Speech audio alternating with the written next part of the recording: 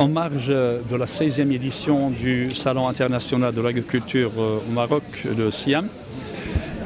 nous avons un programme très riche de conférences, d'ateliers autour des thématiques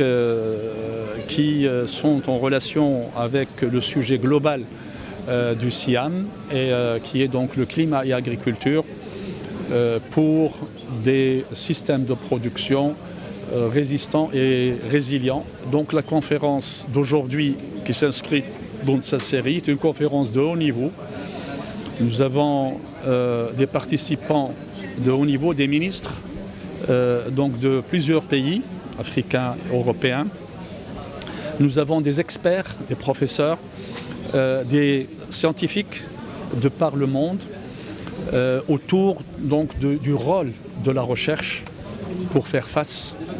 aux défis des changements climatiques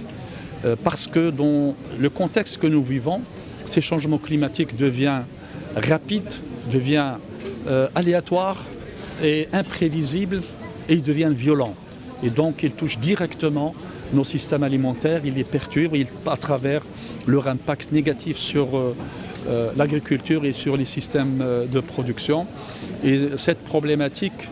ne peut être résolue qu'à travers la recherche.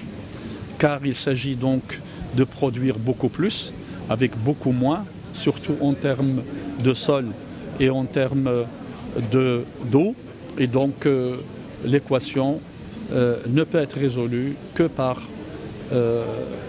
l'innovation, par des solutions qui sont des solutions qui permettent une agriculture durable et donc d'utiliser moins en termes d'eau, de valoriser mieux le mètre cube d'eau et également de maintenir la fertilité du sol pour une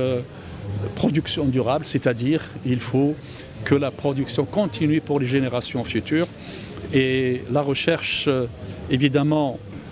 n'a pas de frontières, la connaissance n'a pas de frontières et c'est pour cela que nous travaillons pour renforcer la coopération et le partenariat avec l'ensemble des pays qui sont intéressés par les mêmes problématiques et qui sont très nombreux.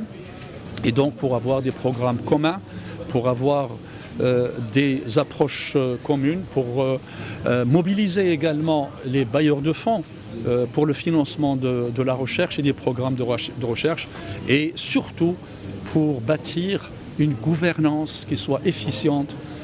pour la recherche et pour aider et accompagner donc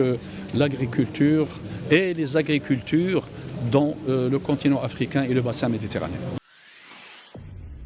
Pour suivre toute l'actualité d'EcoActu.ma, inscrivez-vous sur notre chaîne YouTube et rejoignez notre communauté sur Facebook et sur les autres réseaux sociaux.